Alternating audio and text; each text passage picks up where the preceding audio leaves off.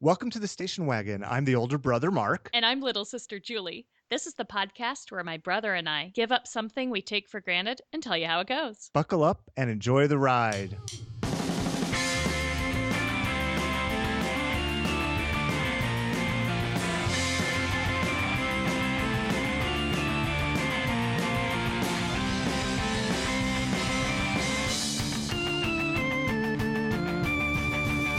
I am really excited to talk to you today.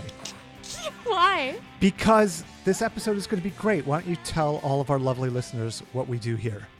Okay, what we do here at the Station Wagon podcast is we talk about some topic that we take for granted. Mark gives you the history, I give the science, and then we do some kind of stupid experiment on ourselves and come back and tell you how it went. What are we doing today, Mark? So today we're going to be talking about mirrors and actually giving ourselves positive affirmations. Well, I guess that's redundant. Affirmations in the mirror to ourselves.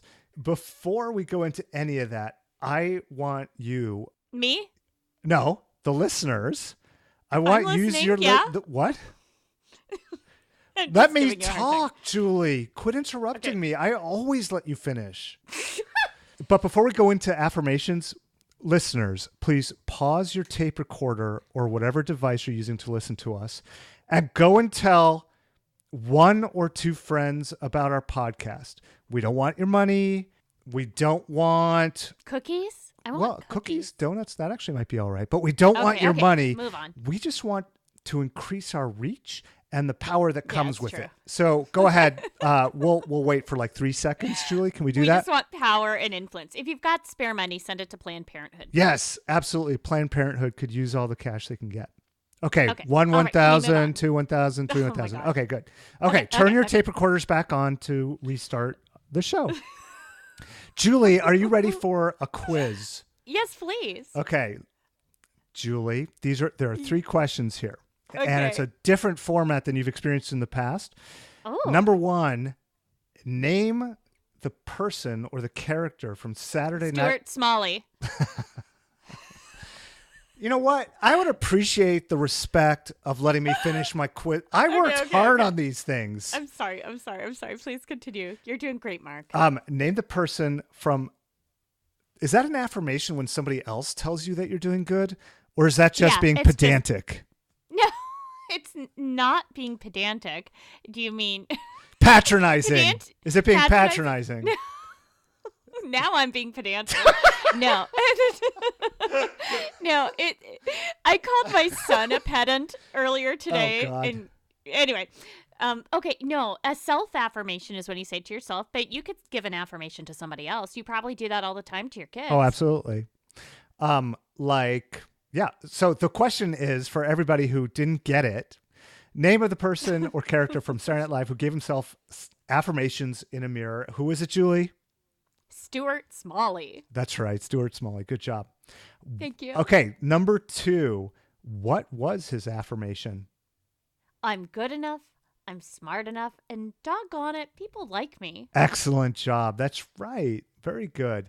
And number 3, what famous athlete did the daily affirmation with Stuart Smalley on Saturday Night Live one time? Oh my gosh, I'm totally cheating because you just sent me the video and I watched it with the kids. Do you want me to pretend that, like, I don't know? No, that's fine. It was Michael Jordan and it was amazing. Is that the first time you'd seen that when I sent you the video? In this decade, It's been decades. at least. Yeah, we'll include the links to these things Oh in my our show gosh. notes on our website. But oh my God, the whole Stuart Smalley thing and Michael Jordan doing it, like he was asking Michael Jordan, you know, sometimes before a big game, don't you just lie awake at night feeling like you're not good enough? Or like there's somebody better than you? And it's like, this is the height of his career. Or that you can't dribble the ball fast enough. Okay, Right. we don't need to just No, relive okay, all right, this right. amazing. Yes, okay, true, but true, it was true. pretty funny. It You was got awesome. Yeah. Yes, we'll include the links so you can go watch it. Okay, so But Julie, like, here's the thing about Stuart Smalley that I don't get. Why is it so funny to us? I don't know. I was Like, showing what it to is my so 14-year-old. She did not think it was funny one bit. She kept asking, why is that? She heard the audience laughing, Right. but she didn't understand why it was funny at all. Right. And I couldn't explain it to my kids either. And I was like, well, I guess it's funny that this guy who's not good enough thinks he's good enough. But no, I don't. I mean, don't I think don't that's get what it is. I mean, I couldn't figure out what's the comedic I think aspect of it's also part of the time. That was the height of New Age. That's true. I mean, that time period, like about 20 years ago, I would say that was really the height of New Age being something where pop psychology was really making its presence known more than it wasn't just a hippie thing. It was like, oh yeah, everyone can do this. Right. Republicans can do it. Right. Exactly. Hey, Julie, you ready for some quick history here? Yes, please. Did you know that people have always talked to themselves? No. What? Really? No, I it's mean... true. People have always talked to themselves. Either they've talked down to themselves or they've talked themselves up, giving them what I've coined self-affirmation. Oh, did you make that up? That's awesome. Totally. And feel free to use it for the rest of this podcast episode too. Okay. So in ancient times, I went back to the Torah, and I've heard of it. You've heard of that. So there are tons of affirmations in the Torah, and I just happened to get one. Roughly translated, it's be sensitive and aware of other people's feelings. Oh. Right. So it's an affirmation of the way to live, to be a better person. And you could repeat that to yourself. That was actually Leviticus chapter 19, verse 18. But I thought that was really cool to be able to go all the way back then to see basically self-talk you could do. Yeah, I wonder if you dissect a lot of prayers, how many of them could be used as affirmations, and I'm guessing quite a few. Oh, sure, absolutely. 1880, we're going to skip ahead quite Fast a bit forward here. a bit, yeah. No, right? Yeah, that's cool. Yeah, so self-talk started being studied scientifically. Hold on one second. I have a troublemaker in the room making some scratching noises. Is it a doggy? No, it's a Kindra. Is it your kid? It's a Kindra. She's just... Okay, there. She just did it. Rummaging Did you hear the rummaging? Yeah. Kindra, you were a good rummager. That was her affirmation. She seems really thrilled. She gave me a thumbs up.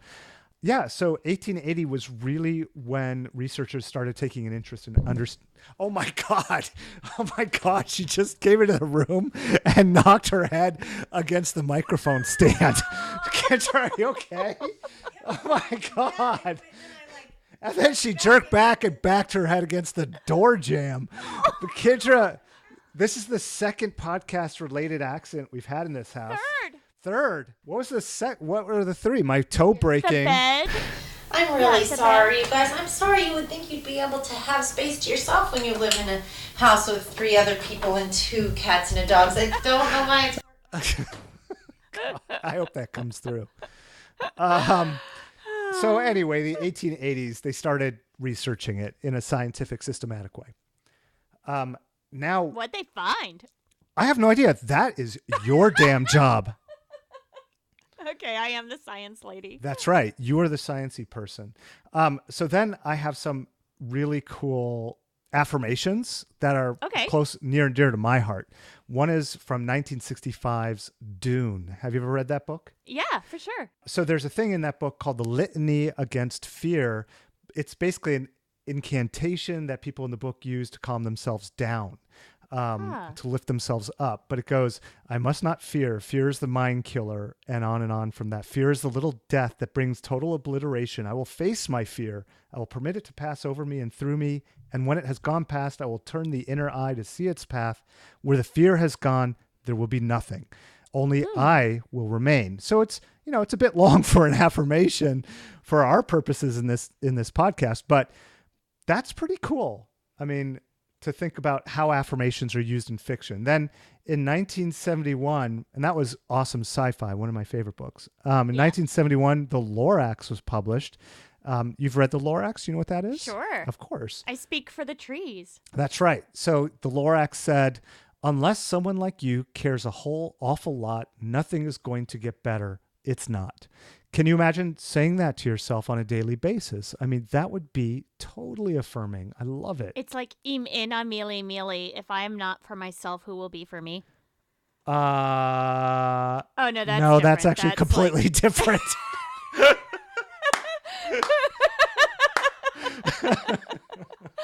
No, it's more like that thing that we read in the Passover Seder about they came for this group of people and I didn't speak up, and then they came for that and I didn't speak up, So who's going to speak for me when they come for me, Yeah, basically? that's another thing too. Okay, but anyway. Okay, yeah. anyway, we're getting Okay, drift moving here. on, All moving right. on, moving on. All right, late 80s, a guy named Claude Steele started popularizing self-affirmation theory. And again, this is your job to tell us if it's bogus or not. I'll get there. Yeah. 1983, the book Notes to Myself was published. And this was a book that we had around the house all growing up. I remember I used to read it, and Rob read it. Every page is essentially an affirmation. For example, all my life I have made it complicated, but it is so simple. I love when I love, and when I love, I am myself. Oh, So it's just really a whole nice. book like that. And it's just meaningful to me because, I was 13 when I was reading that, Yeah. So that was pretty, you know. Kinda like. Right. I just thought I'd give all of our verbal tics. Are you going to get into studying the effects of using different pronouns in self-talk? Nope. Okay, so I'll talk about this a little bit since I'm not stealing your thunder. This is my last one. In 2010, Dr. Ethan Cross from the University of Michigan started studying the effects of using different pronouns in self-talk. For example, if you're going to use first person I when you talk to yourself versus the third person you when you talk to yourself. For example, Yeah.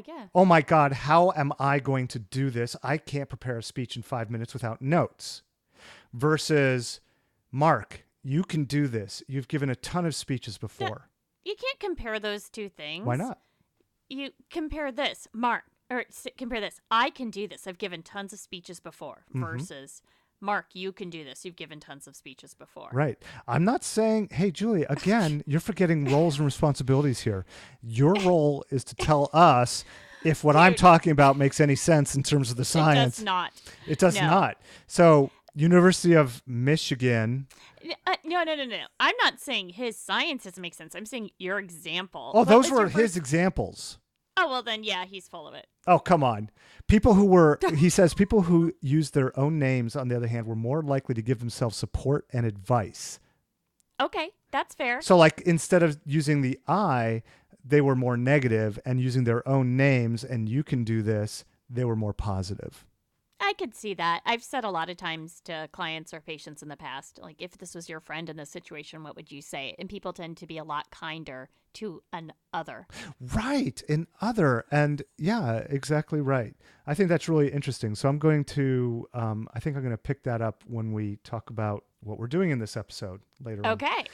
All right. That is history. That Science. is everything you and our listeners ever need to know about Ever. affirmations. Well, I did want to just say a note about like the cultural stuff back to Stuart Smalley is that it does seem like in our culture, at least in North America, it's completely acceptable to make fun of this stuff and that it's comedic, right? Like if you see someone doing this, it's not like oh yeah, they're like stretching up before a run. It's definitely like, who's this weirdo? But it's weird because there's so much. You do an internet search for this and there's so much help on how to do your own self-affirmations. Yeah. Why do we still feel like it's okay to make fun of it? Why isn't it mainstreamed?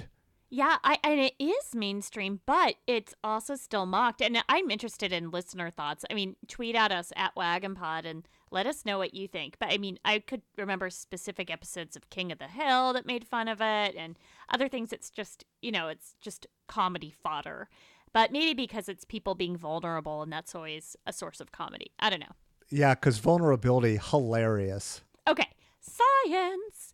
So there is tons of research out there on this. And for once, I'm not going to go through it all. I'm just going to give you guys the bottom line. The bottom line is that self-affirmations do seem to help improve mood and reduce anxiety and help calm somebody down.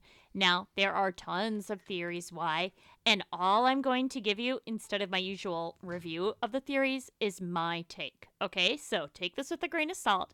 This is just Julie Kinn's version. Okay, overall, I think these are helpful and good for slowing down because one, it focuses someone's intent and it just like any mindfulness activity, it's causing you to slow down, think, breathe, and then do something that's helpful for yourself. And no matter what it is, whether you're just washing your hands in a nice way or saying something nice to yourself or sniffing a flower, that's always going to help you relax. But I also think it's about thought stopping. Okay, so let's go back to Did you say thought stopping? I said thought stuffing. Okay. Yes, I did. All right. Okay, so cognitive behavioral therapy, CBT, that's like the big cool therapy these days and has been for the past 20 years or so. That's basically the therapy that's based on the idea that our thoughts affect our mood. If you are constantly thinking things like, I'm not good enough, everyone hates me, surprise, you're not going to feel great. Where if you actually change your thoughts and deliberately think more positive thoughts, you start to feel a little bit better. And this is very helpful for treating depression and anxiety. And it's very common, and there's lots of different versions of it, okay? So the thing about thought stopping is that sometimes it's really hard to think of nice things to say to yourself because a lot of people are consistently, repetitively repeating very negative things about themselves or repeating their anxieties. So, for example, if someone is afraid of doing poorly at work, then they're always going to, if they are a highly anxious person, those worried thoughts might be consistently cycling through their head. And as they're getting ready in the morning, that's what they're thinking about. Now, stopping those thoughts is hard. It's like saying, don't think about an elephant on roller skates. Of course you're going to think about an elephant on roller skates. You can't just demand them to not worry about work. But what you can do is make a time and a place for them to think about something positive. And so this is where self-affirmations, I believe, are really helpful because it's a tool. You're not saying, let's do some thought stopping to prevent your anxiety. Instead, you're saying, we're going to do some self-affirmations. You're framing it completely differently, giving them something positive to think about and focus on, and that stops them from thinking about the negative thoughts or the depressive thoughts if they suffer from depression. So from my perspective, I think it works for the same reason cognitive behavioral therapy works, because it's giving your brain a different direction to focus on something positive. And I think if you're someone who ruminates, that means you just keep thinking about something over and over, the things that you don't have control over, then I think these are very helpful. What we like to say is that there's two kinds of thoughts and worries. There's the things you can do something about and the things you can't. If it's something you can do something about, then yeah, it makes sense spending some brain time thinking about it because you need to solve the problem. But there's a lot of problems you just can't solve. Like, for example, focusing on something that happened to you when you're 15, right? We are not 15 anymore. And although it's important to think about those things, we don't want to focus on them for the rest of our life. And that's where if you find yourself ruminating, then yeah, having self-affirmation time can be fantastic. But these are not a panacea, right? They don't cure everything. There's no such thing as a cure-all. And the thing that I found really disturbing about my research wasn't the scientific research, but it was all the blog posts out there. Hold on, I'm going to take a breath because I'm getting worked up You here, are, dude. yeah, it's awesome. Keep going. Okay. A lot of the blog posts I read, and I went through a ton because I started to get angry, and then I saw more and more, then I was just on like a rampage rant kind of thing. Okay, a lot of the blog posts kind of indicated or seemed to imply that if you want to be happy, you want to be successful, you want to be rich, you want to be healthy, then all you need is the power of your words. Did you know if you just focus on something, you can get it? Isn't that like Oprah Winfrey's thing? No.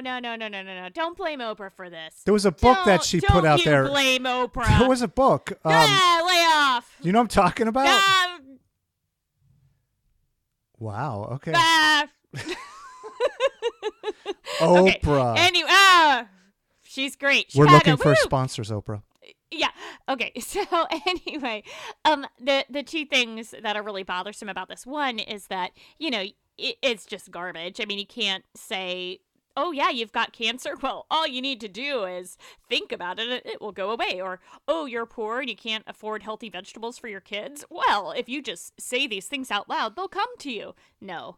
But the other side of that coin is, oh, you're still poor, or oh, you're still unhealthy? Well, if you're depressed, you must not have been doing it well enough. I guess it's your fault for not having good enough affirmations. You know, obviously the blog posts aren't saying that, but it is the implication. Anytime you see that kind of woo-woo science of like, well, if it's not science. Within you. No, it's not science. But It's they're just woo-woo. like, it's not science. Just to clarify what you're saying. Thank you. Thank you. Now who's the pedant? All right. I am. So, You know what? I have a master's in education. I'm a trained professional in pedantry. all right. Okay. Well, I think that's it for science. I think this stuff is good, and I'm excited to try it. I'm excited to try this too. So, Julie, what do you think? But have you ever done anything like this before? No. I mean, I've done some cognitive behavioral therapy stuff, but not like looking in the mirror, looking myself in the eyes and saying some affirmation. No, I've never done it. Where are you going to get your affirmations? Like, how are you going to think of what to say to yourself? Well, I know you texted me some links with some potential affirmations, and there's a lot out there. There are. But I will just feel what's the word for when you're like a anti-established, like when you're a teenager who's like, I'm not going to do that. You know what I'm talking about? You mean like being a disestablishmentarianism? Yeah, maybe. I don't know. Something? But like if I a look rebel? at a website and yes, rebellious. Like Right. if someone's like, here, these are the things you must say and then you'll feel good. Like, no way, I'm going to make up my own, you dude. I don't know. Yeah, for me, I don't want to spend the time thinking of my own. Oh. So I'm actually going to look at some that aren't too fluffy, but I actually might go back to like Dr. Seuss's and look at his. I might go into some for life in corporate America, like how to get by and feel like, because corporate America can be fairly dehumanizing sometimes. How to make friends and influence people? No, not like that. And not like how to self-affirm into that next best sale or anything like that. But always more like, closing. you know what? You're a cog in the wheel. We all know that to be true, but still you have value. Something that gets to that point. Oh my gosh. No, see, that's why I can't write them. You might not get fired today. Right. That's why I can't write them. I need to find those that help me get through those kinds of thoughts. Well, I'm going to do ones that focus on things that I like about myself. I'm going to focus on the positives. So it'll be things like, you're a great mom. You have a good sense of humor. Oh. And those are cute earrings. I mean, just stuff like that. So are you going to put like Post-it notes on your mirror with these things to say to remind you? Nope. I think I might actually have to do that. Mine are simple enough. I think I'll be able to remember it. Yeah. It's really just, do you remember? I don't know. Maybe. So it was that's interesting. Ago. So simple versus some kind of heady, complex idea. Is there any research that says one is more helpful than the other?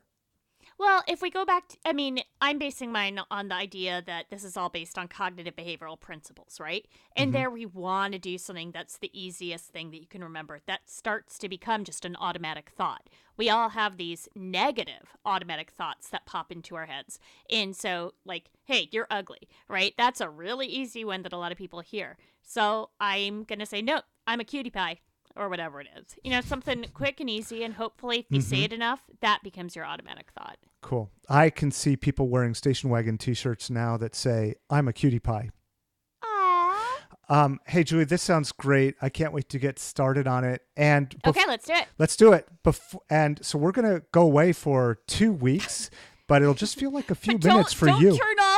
Don't turn off the recording, everyone. Don't turn off the tape recorders. Keep playing the thing. You're going to listen to a few minutes of The Pleasure Kills, and we'll be back soon to tell you how it went. Before we go, you might consider going to istandwithplannedparenthood.org. That's istandwithpp.org. Did you know there they help you? PP. I know. It's kind of an unfortunate URL. But sorry, Planned Parenthood. I love you. Yeah, you can speak out for access to birth control. You can take action on gag rules across the country, and they even help you change your profile pic on social media. It's a pretty cool site. All the grandparents need help with that. That's pretty good. Okay. Nice being ageist as we're closing out our show. I know. I'm sorry, everybody. Okay. So, we'll be right back. Bye. Bye.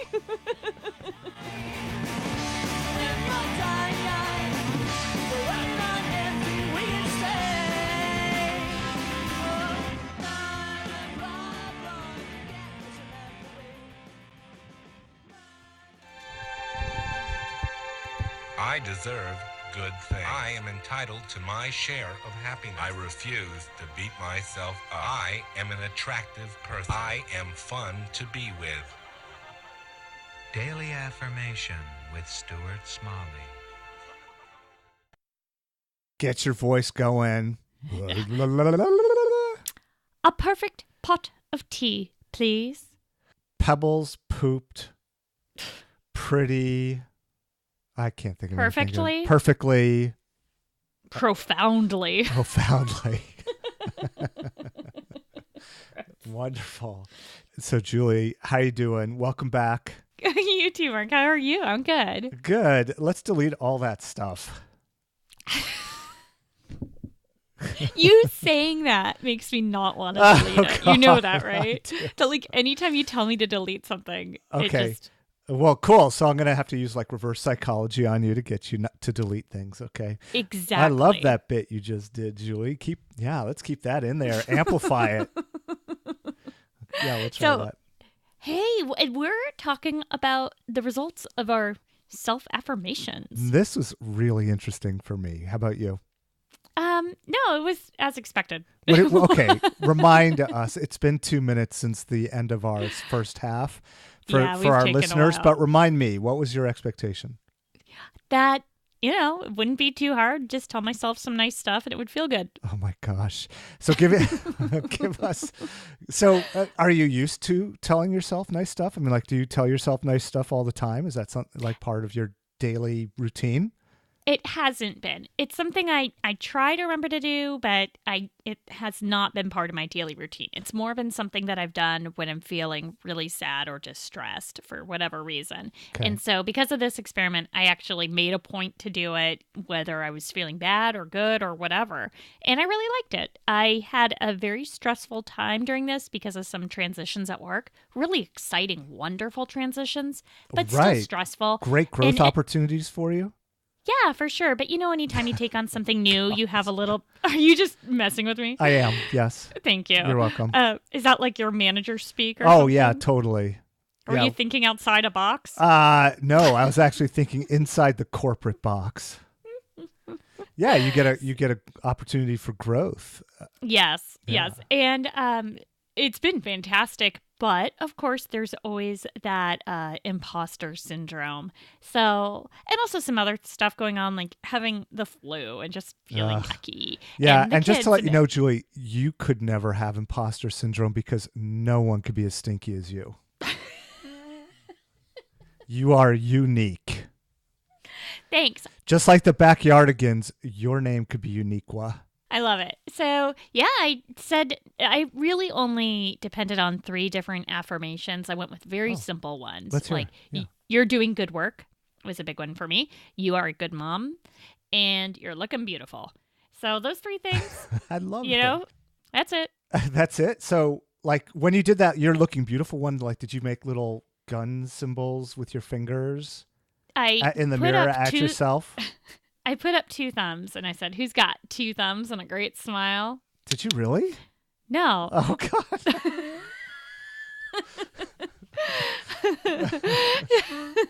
No, I just gave myself a big old smile. So there were a couple times. Hold on, let No, it's all right. I mean, I can hear it a little bit over the phone, but it makes it all sound realistic. It's organic. This podcast is organic and has not hurt any animals. No animals have been hurt in the recording of this podcast. Right. We didn't. Some children have felt some psychological abuse. My children I put in front of Netflix. The dogs, on the other hand, Right. are allowed to roam The children freely. are being babysat by the highest grade technology available to consumers right now. Mama TV. That's right. It's on the Xbox with her cousins. Aw. I mean, not you have to delete that. Okay. I'm not gonna. God.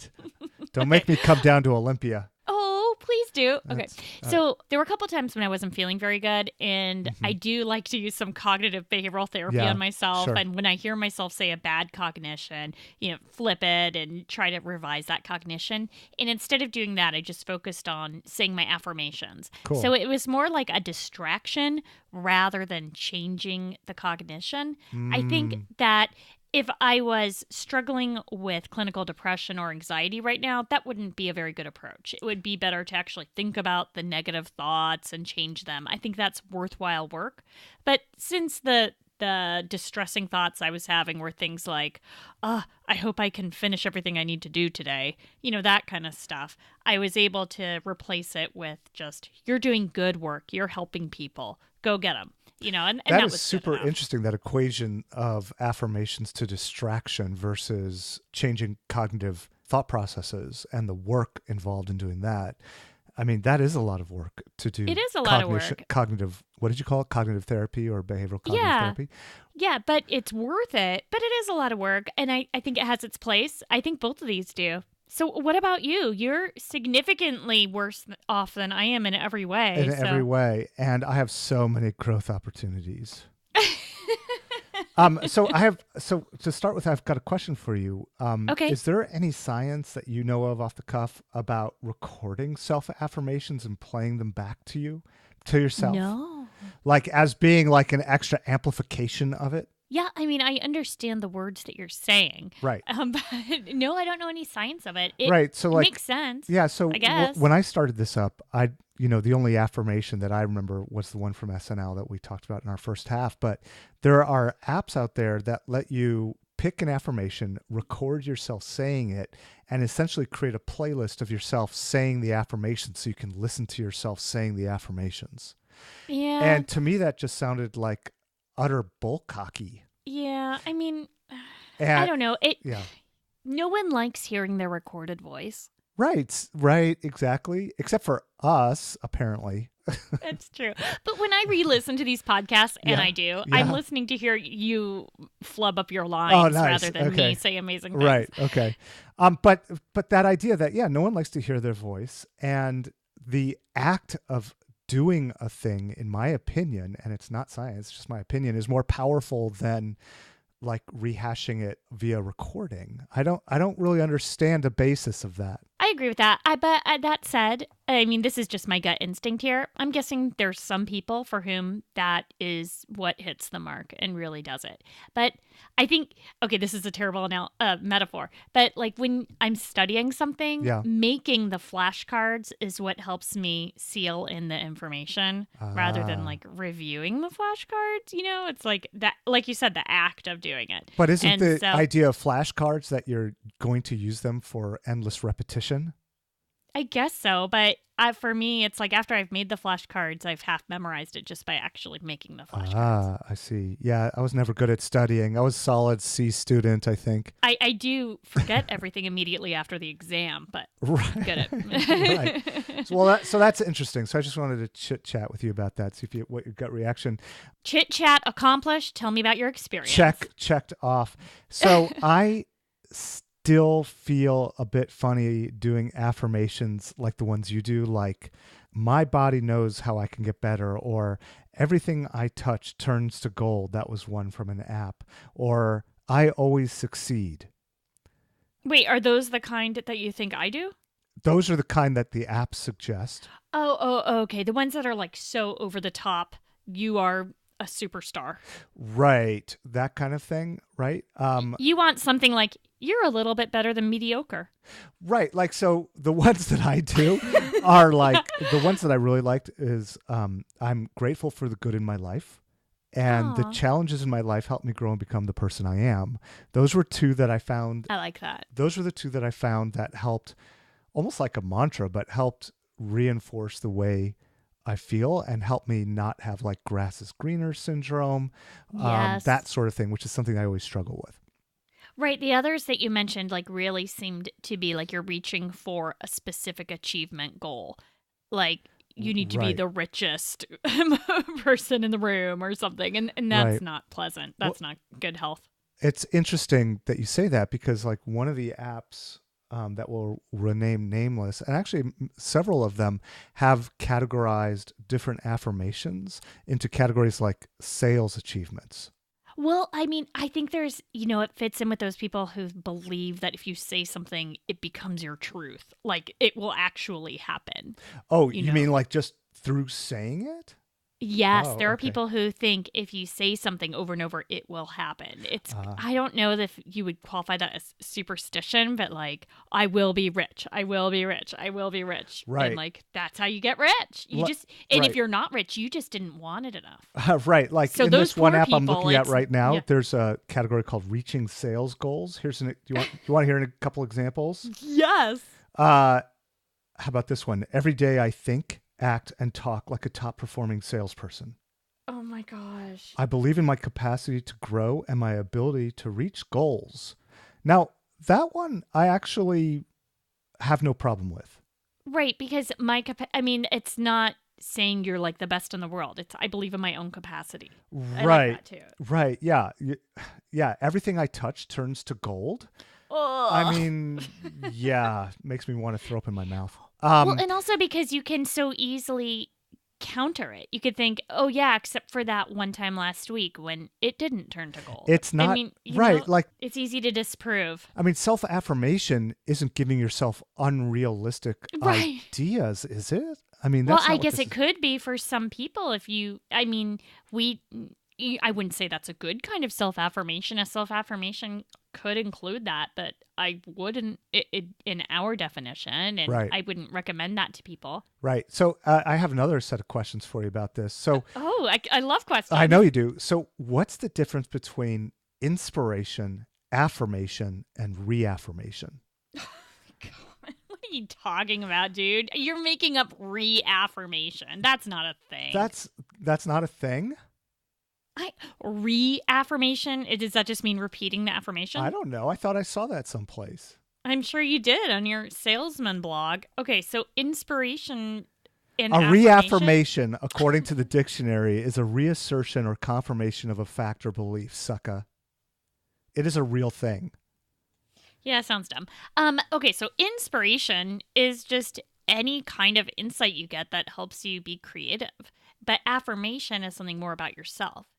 So you can be inspired to go and like create a new flavor for your pancakes that's different from an affirmation. An affirmation is, saying that your pancakes are good and you are good at thinking of new creative recipes for pancakes. Yeah, it's interesting. So I think the ones that I liked, those I'm grateful for the good in my life, blah, blah, blah, those things are not actually affirmations. Why? Well, because they're not affirming my own uniqueness or specialness or like yours were affirmations like you're good looking, you go get 'em, killer, or whatever one you said was that you used. I'm doing good things. I'm a good mom. Yeah, that, right. But what was the thing that you said again? Your one about the gratitude? Challenges in my life help me grow and become the person I am. Right. I mean, that and the one about being grateful, that's affirming the quality of I'm a grateful person and I'm a person who's flexible and able to change. I mean, it's still saying nice things about yourself. I know we're being nitpicky. I bet the listeners love this conversation. Right. I have one more nitpicky thing to say. So one of my friends said, yeah, the things that you're using as affirmations aren't affirmations because they're not helping you affirm your uniqueness in life. They're like, you kind of joked about it, but they're about sort of the being okay with the mediocrity of life. See, that's such like a capitalist view of the world. Like, who are you, Ayn Rand? We all need to be the unique, the best scoring salesman. Like there's so much more. It's okay to be a good mediocre person. The example of an affirmation, actually, this friend of mine gave me was from Psalm 16:8, because he's very knowledgeable about Judaism. I aim to recognize the holy source of being within me and surrounding me at all times. So basically, affirming that you are holy. I aim to recognize, not even that. I do recognize, and then I'm like I am the best at God. Right. No, it's right. Like, no, I aim to be able. I mean, I think that it's still okay. An affirmation can be about mediocrity. Mine was, I'm a good mom, not I'm the best mom in the world, or I am going to be a better mom today than I was yesterday. It's just, nope, I'm a good mom. It's going okay. I'm not a great mom. I mean, I think I am actually, but it's just what I'm doing is good enough. That's I think that interesting. is a perfect affirmation, especially given that we live in this world where we measure success by things, Right. and that is unhealthy. Yep. So I disagree with your friend. Okay. But we can take it up offline. And feel free to use my Ayn Rand slam. I'm getting heated here. You are getting heated. I like it. But I'd like to hear from our listeners, because clearly this is not something that you and I have thought a lot about, except for around this episode. Right. So I'm interested to hear for others who really make this a permanent part of their life. How do you think of affirmations? Do you think they need to be about being unique and exemplary? Or can they be about being okay with being mediocre? Like in truth, okay, let's go to the beauty one. So getting personal here, I've talked about this on other episodes. I don't think I'm exceptionally beautiful. I think I'm good enough, and I think I'm better than the average bear. So that's fine, and I just want to be happy with that. So, You are better than the average bear.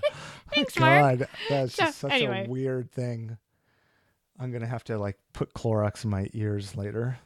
What? I'm not talking about... Okay, anyway, I don't understand. All right, so, would you recommend this to a friend? I would highly recommend this. If you are feeling down in the dumps or feeling a bit uncentered, I would highly recommend it. For me, it was finding something that I could just groove on and repeat to myself in those times when I'm busting an ass from meeting to meeting, and things are just like a whirlwind around me. And just doing all kinds of work, I could go back to this affirmation. It's a little boost. Yeah, it's interesting. It's a centering boost. Is that a thing? Yeah, Sure. absolutely so. Absolutely recommend doing this, and I try to do this more. Yeah, definitely. I would say it's not a replacement for therapy, in that if you are experiencing significant distress that's getting in the way of your happiness, your work, your school, then this is something to do in addition to going to see your primary care doc and a therapist. That's good, solid advice, Julie. Thank you. But if in just the general course of things, or in addition to treatment, I think it's great. That as long as pick affirmations that are meaningful to you and feel genuine. You don't want to be arguing with your affirmations. Like, I'm a good mom. Well, am I really? I did yell at the kids. Right. No, good. I'm a good enough mom. Let's see. Okay. How about if we leave with one affirmation from my app? Okay. Okay. How about, this is good for us, Julie, since we're podcasters. I have unlimited creativity, drive, and motivation. How do we feel about that? See, I just start arguing with it. I'm like, right. Do I actually don't have. I'd like to go take a nap right now. In fact. Yeah. Don't select affirmations that you argue with. I think that's really good advice. Right? Also, that one about the gold, Midas did not end well. Right. Thank you. How about I have enough creativity to make a semi-decent podcast episode? Right?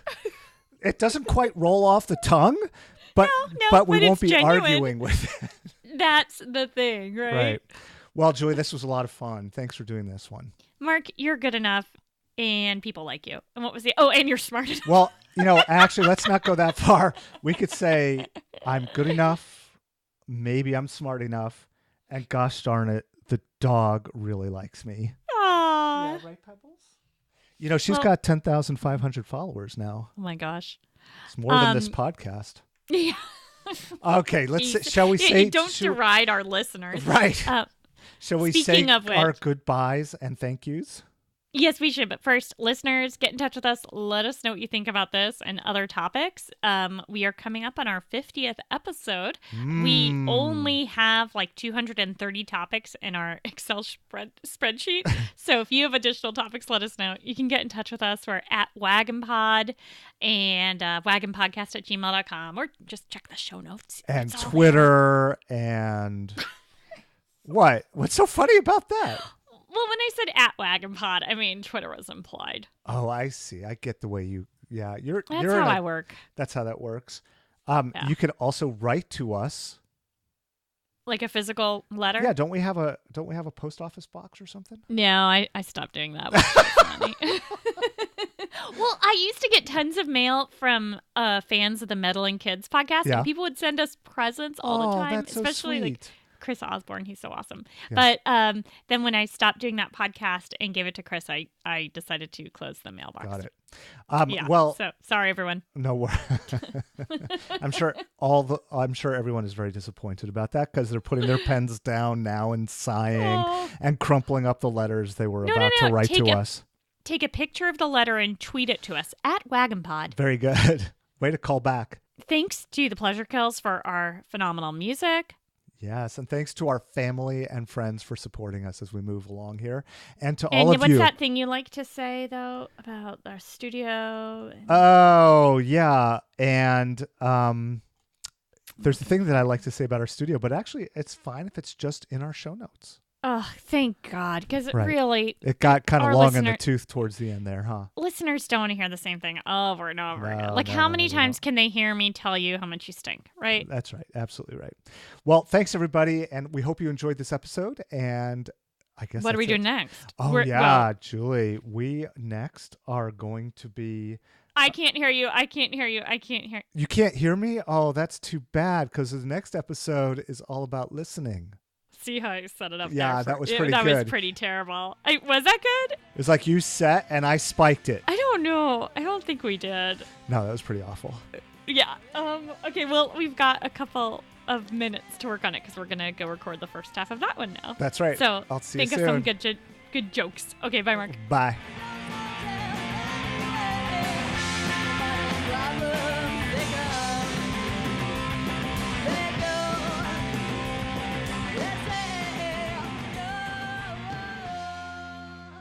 Is someone playing recorder in your house? Yeah, I'm going to ask them to move into a different room. Hold on one second. Okay, but it's okay if you want to. I mean, No, I think that would get old in the recording and it'll make your editing job a little harder. Your recorder sounds gorgeous. Gorgeous. It's fine. Don't feel bad. Don't feel bad, honey. Not at all. she should feel bad. Julie said she's... No, Stop. Aunt Julie loves you. And all your sounds.